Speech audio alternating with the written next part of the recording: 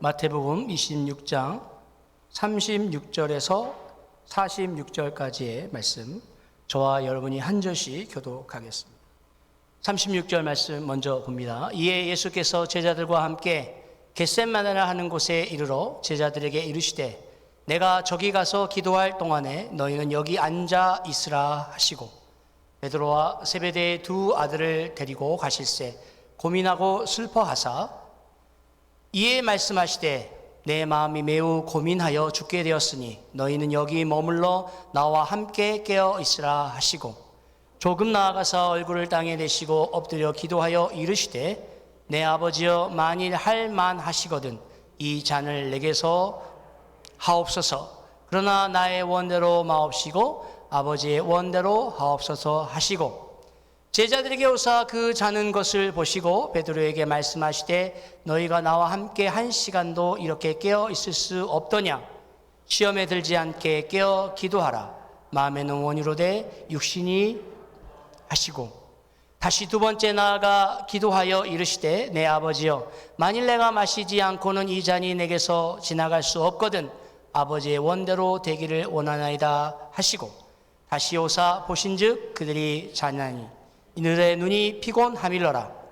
또 그들을 두시고 나아가사 세 번째 같은 말씀으로 기도하신 후 이에 제자들에게 오사 이르시되 이제는 자고 쉬라. 보라 때가 가까이 왔으니 인자가 죄인의 손에 팔리느니라. 46절 말씀 다 같이 읽겠습니다. 일어나라 함께 가자. 보라 나를 파는 자가 가까이 왔느니라. 아멘. 오늘 읽었던 본문의 말씀, 우리 예수님께서 십자가상에 오르시기 전에 기도하러 나가시는 그런 상황의 말씀입니다. 예수님의 이 처한 상황 45절에 보니까 때가 가까이 왔다라고 이야기하고 있어요. 여러분, 이 때가 어떤 때입니까? 우리 예수님께서 말씀하신 이 때는 어떤 때이죠? 이제 조금만 있으면, 며칠만 있으면 우리 예수님께서 대적자들에게, 자신을 잡아 죽이려고 하는 원수들에게 붙잡혀서 십자가의 고난의 길을 가셔야만 하는 그러한 절대절명의 상황인 것입니다. 예수님은 잡히시게 될 것이고요, 갖은 수모와 매질을 당하며 십자가에서 모든 인간의 죄를 대신해서 못 박혀 죽으시고 창에 찔리시며 조롱당하시며 고난당하시다가 결국에는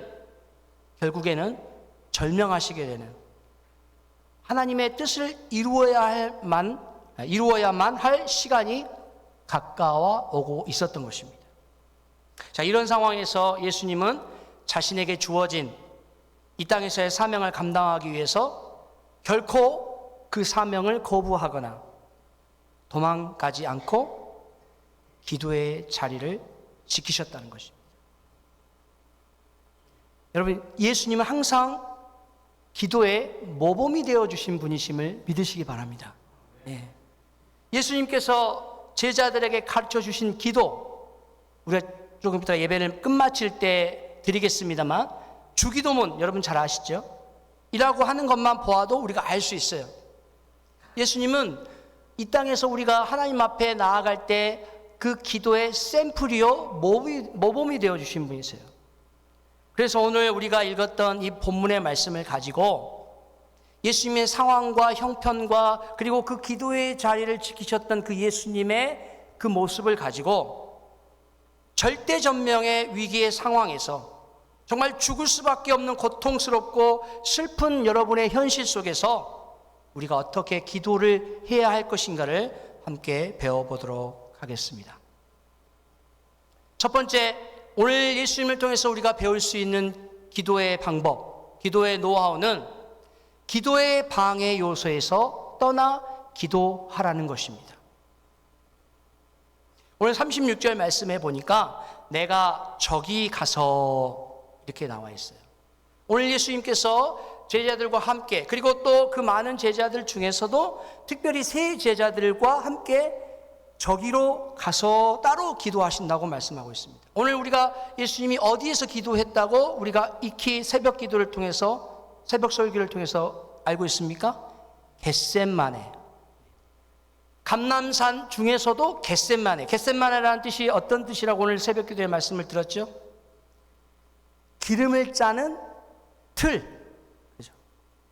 그래서 우리 오늘 목사님께서도 말씀하셨습니다. 기도를 짜는 틀, 뭔가 좀 상징적이지 않냐 이 말이에요. 예수님께 기도할 때에 땀방울이 핏방울이 되도록 그렇게 자기 몸에서 이 에너지가 빠져가 나가는 것들을 우리가 형상할 수 있지 않겠냐, 그런 말씀, 인사이트를 오늘 주셨는데 좀 굉장히 은혜가 됐습니다.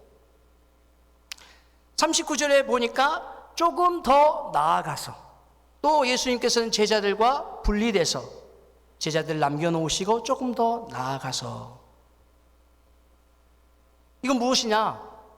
여러분 생각해 보세요. 예수님께서 이 위대한 사명을 감당하셔야 되는데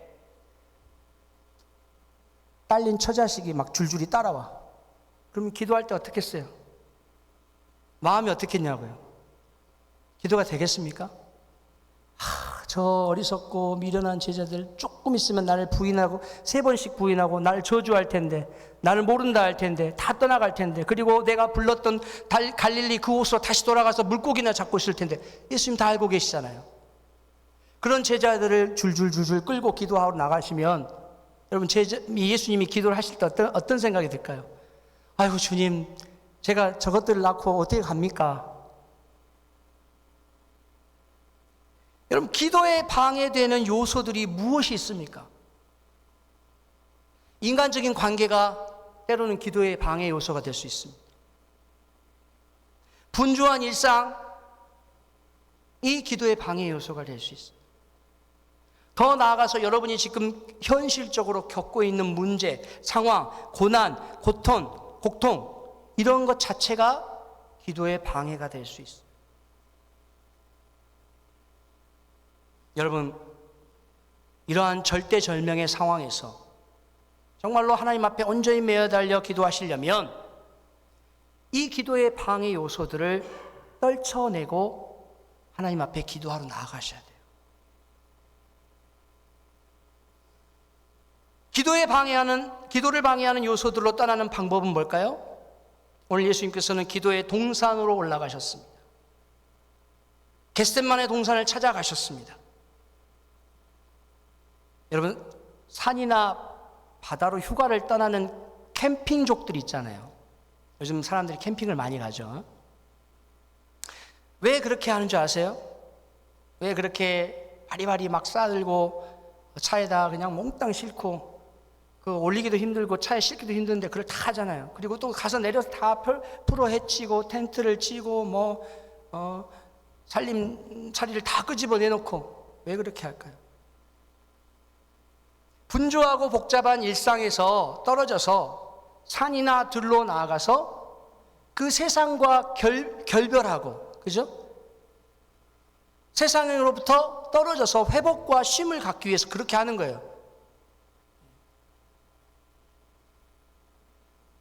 기도를 방해하는 요소를 떠나서 더 깊은 고독의 공간, 즉 하나님과 나만의 관계에 집중할 수 있는 곳으로 나아갈 필요가 있다는 것입니다. 그것이 산이나 들이 될 수도 있어요. 오늘 예수님은 기도에 집중하시기 위해서 감람산으로 가셨어요. 기도에 더 집중하시기 위해서 겟셋마네 동산으로 들어가셨어요. 교회 예배당의 한쪽 구석자리가 될 수도 있습니다. 아니면 여러분 집에 골방이나 클라젯이 될 수도 있어요. 그리고 그 기도를 방해하는 요소를 떠나서 기도에 집중하기 위해서 공간적인 도피가 필요하다는 말씀입니다. 공간적인 도피가 필요해요. 때로는 그것뿐만 아니라 육체적인 고행이나 금욕적 생활도 필요합니다. 왜요? 요즘은 너무 많은 그런 것들이 내 기도 생활을 방해하잖아요. 손에 셀로폰 들려있죠. 식탁에는 컴퓨터가 놓여있죠. 거실에는 80인치 TV가 걸려 있습니다. 이런 것들이 우리가 기도하는 것들을 방해하는 요소예요. 육체적인 욕망을 절제함으로써 더욱 기도에 집중할 수 있다는 것입니다. 그래서 여러분 고난 주간에 하실 수 있으면 금식하시는 것도 좋습니다. 근데 뭐 나는 워낙 육체적인 일을 하는데 한 끼 굶으면 큰일 납니다. 이런 분들은 그냥 안 하셔도 되겠죠. 그러나 하실 수만 있으면 이런 것이 내가 하나님께 기도할 수 있도록 집중하도록 만들어주는 요소가 되는 거예요. 금식과 금주, 철야를 통해서 육체의 한계를 넘어서야 열리게 되는 기도 응답의 신비를 경험해 보시기 바랍니다. 육체의 한계가 올 때요, 하늘 문이 열리는 경험 해보셨습니까?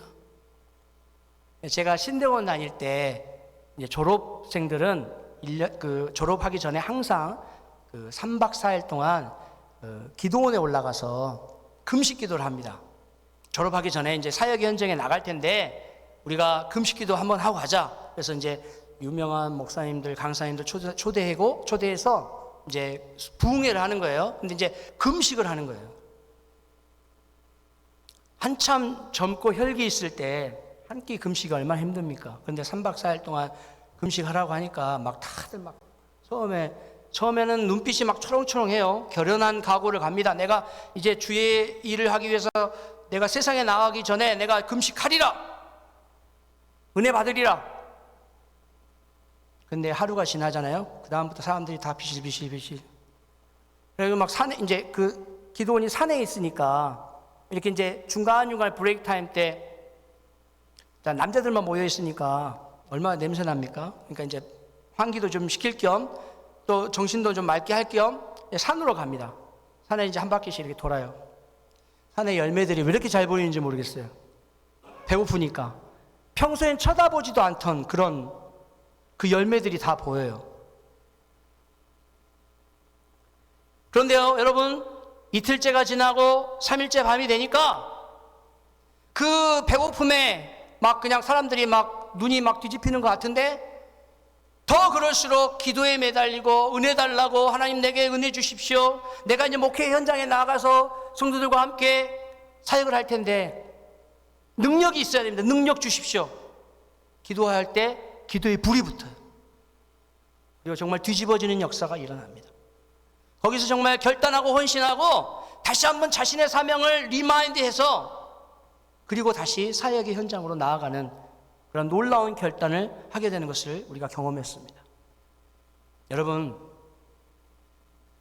기도를 방해하는 요소로부터 떠나서 단절되고 고독한 그곳에 가셔서 때로는 금식에 가면서 때로는 세상과 모든 것들을 차단해 가면서 기도하시기 바랍니다.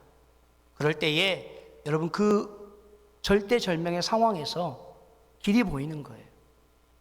길을 보여주시는 거예요. 두 번째, 절대절명의 형편과 상황에서 우리가 어떻게 기도해야 될까요? 아버지의 원대로 되기를 위해서 기도하시기 바랍니다. 오늘 예수님께서는요, 지나가게 하옵소서라고 기도했어요. 그러니까 예수님 처음부터 내가 그 십자가의 고난을 내가 딱 군말 없이 잘 받아들이겠습니다. 이렇게 기도하신 게 아니에요. 처음에는 뭐라고 기도하셨다고요? 지나가게 하옵소서.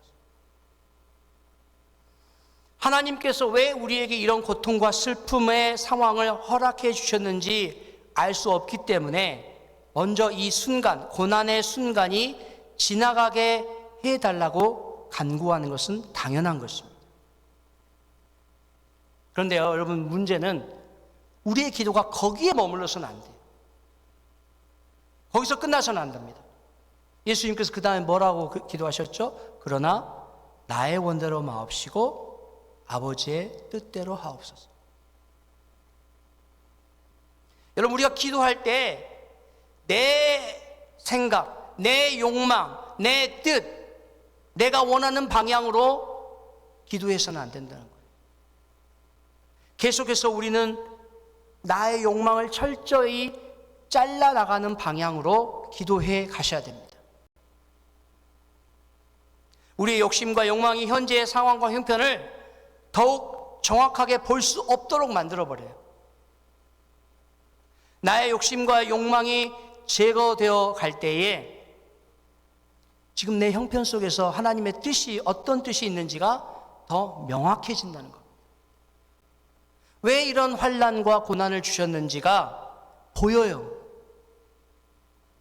여러분께서 무엇을 내려놓을 때? 내 생각을 내려놓을 때, 내 욕심을 내려놓을 때, 내 뜻을 내려놓을 때 하나님의 길이 보인다는 것이.